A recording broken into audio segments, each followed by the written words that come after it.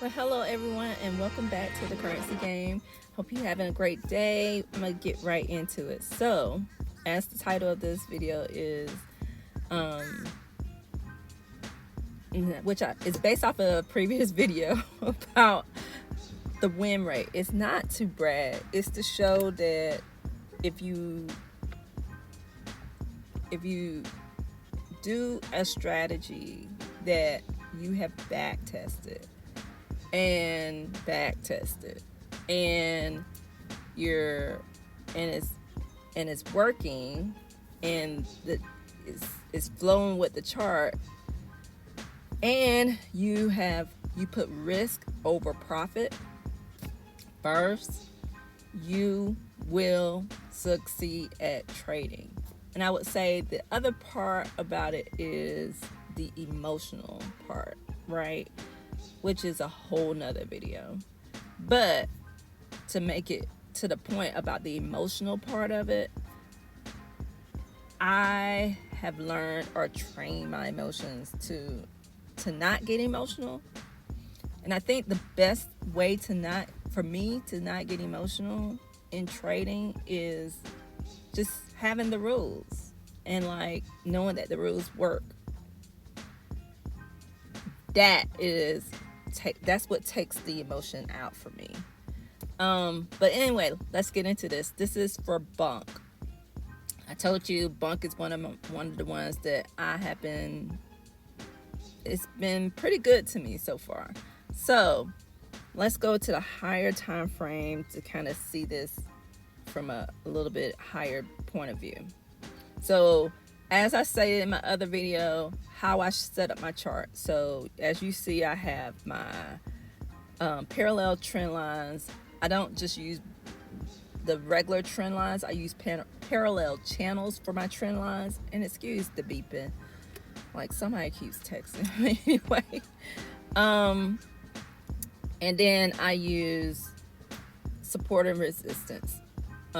Right, so some things I put in green for it seems like to be an area that to be in high demand for support, like there's like a lot of touches, and then like at where I feel like it's a really bottom for a major trend, like a major downward trend, like from here to here, right? And then I might put most of the time I use gray for resistance because it could turn into support, but I also will put a different color. For instance, here I put pink, or where it can be resistance and it can be support. It was serving as resistance a lot, and it was serving as support. And sometimes it's the major resistance area. So, and then the other thing I just use is a fib. And the main thing I'm concerned with on the fib is the 50% mark. So this trade, I'm below the 50% mark from this big high up here, which I feel really still good about, like entering the trade. I had already drawn out this support. I put an alert on it. So you can do two ways of putting an alert on a support area. You can use the rectangle and put like just line it right above the rectangle shaded area and just click add alert. Or what you can do is you can use the parallel channel again, but you using it hold on. Okay, so the other way that you can make this support is to use the parallel channel and put the angle button on it. And the reason why I say the parallel channel, because you can put an alert for how many times it touches that area, or enter or exit that support, or whatever you want to call it, demand area. So I'm gonna just show you what I mean by that real quick. you just click on the parallel channel and just go across, come down, lock, hit angle, and you got it. And you can change the color. Usually I like to put it on green. There. And then you can add the alert. So you can do entering, exiting, if it's moving inside or it has become outside of the channel. So normally if I'm waiting for it to come to that demand area, then I want to know when it's entering. So I click create. So, and then what I would do, now I'm not going to remove my long position on this chart that I have up here right now because I'm still in this trade. So I'm going to just put a different one. What I would do normally, if it's already touched it and so it's come back down, I'm going to do this, put it below that last candle right there, right below that support level, which that support level is based off of that candle to the left. And I see that is right at 2%. I probably could even like fine tune it and get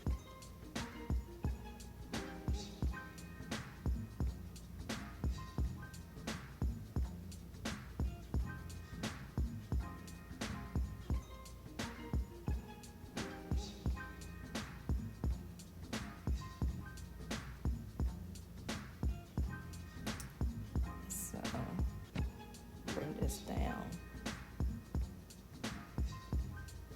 Boom, right there. So I got less than 2%. And if I want to be a little bit more cautious, I can even do like that, come down a little bit more below that demand area or support.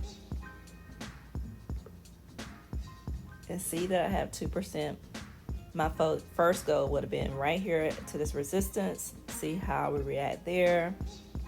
Then I would have been able to start drawing this parallel channel is already created.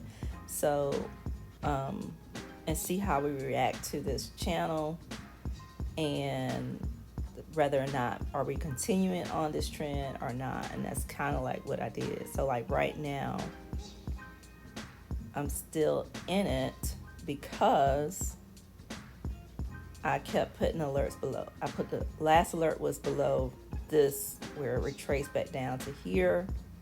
It never went past there. So now I'm using these bottom candles right here. So you can see what I'm talking about. I'm using these, right? To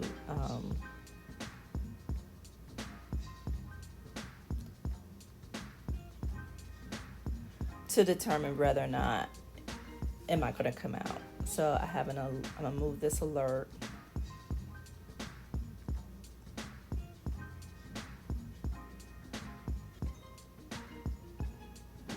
to right at that last candle.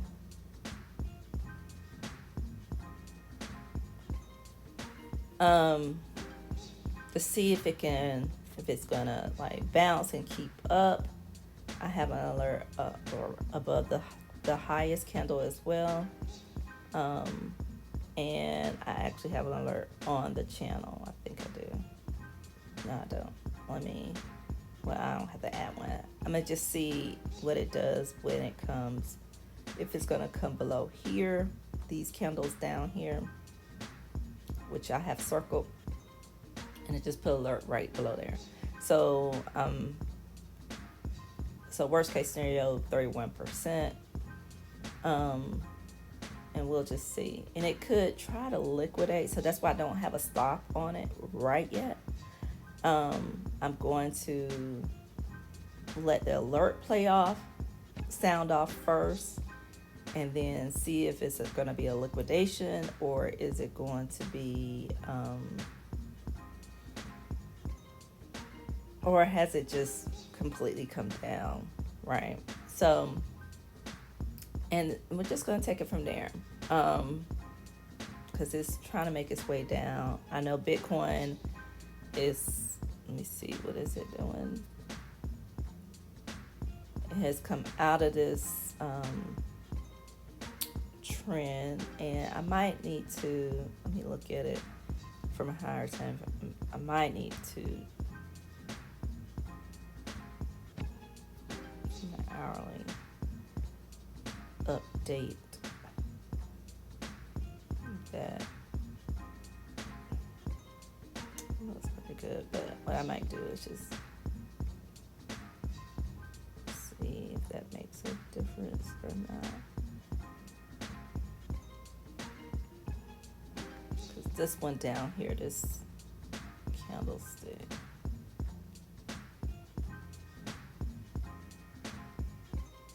what is it doing? Oh, I did not mean for it to do that. Okay. Let's see.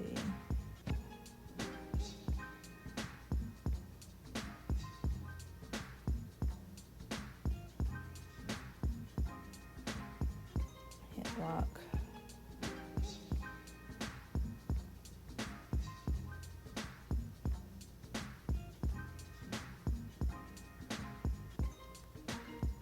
Do need to get an adjustment.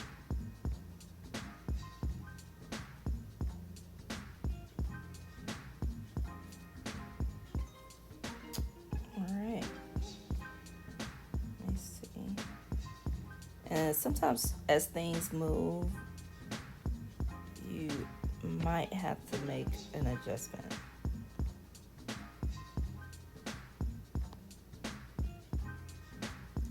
So I'm going to leave it there and see what's happening. Is it still going to come out of here? And I still might keep adjusting it as long as it's not going like crazy out of there. And that's why I like channels versus trend lines, because trend lines can like really trick a lot of people, versus channels gives you more leeway into the area of that trend, versus just the line.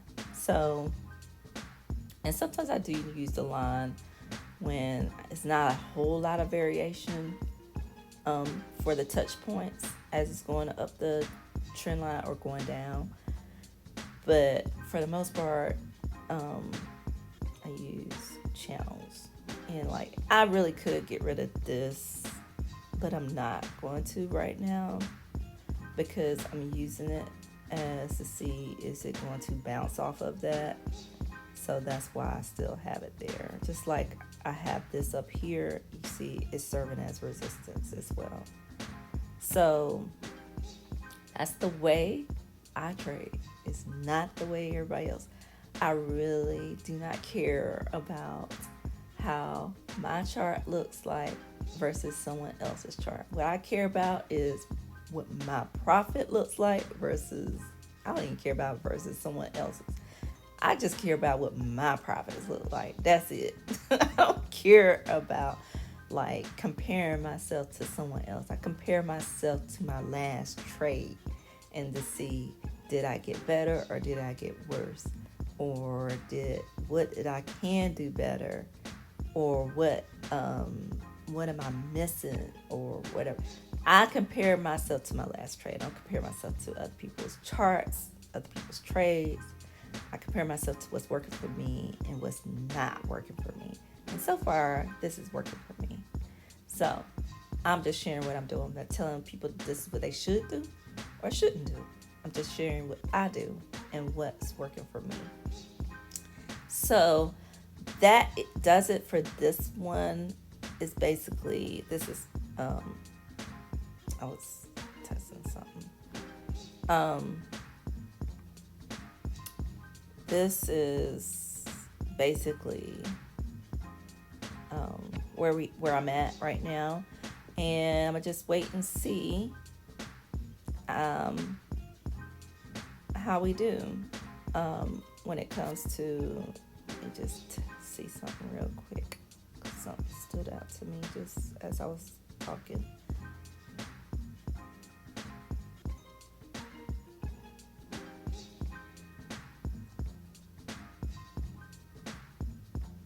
That'll be interesting to see.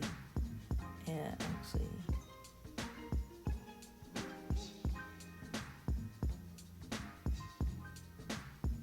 I want to see if that is it going to hit that and what it does when it hits that. But anyway, so that's the way I do it. This keeps me from having to stare at a chart. So that's why I use trend lines, parallel channels, and support and resistance. Period. That's it. And different things serve as support and resistance. My fib serves as the support and resistance. My demand blocks and resistant blocks or supply blocks. And then my parallel channels and trend lines. They all just serve as support and resistance. That's all I trade off of. I just do it in different ways based off of the way the chart is trending, or is how the chart is playing out. So that will do it. And I'm not going to put anything into my spreadsheet until I have completed the trade to see where I ended up at. So this trade is really, like, I did have one earlier this week.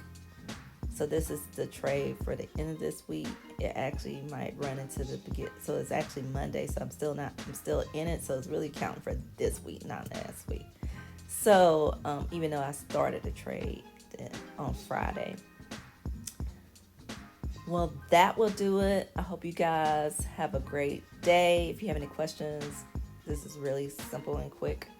And that's just really how my trading goes. It's pretty simple and quick. It just takes a little bit longer to explain it. All right, have a good one.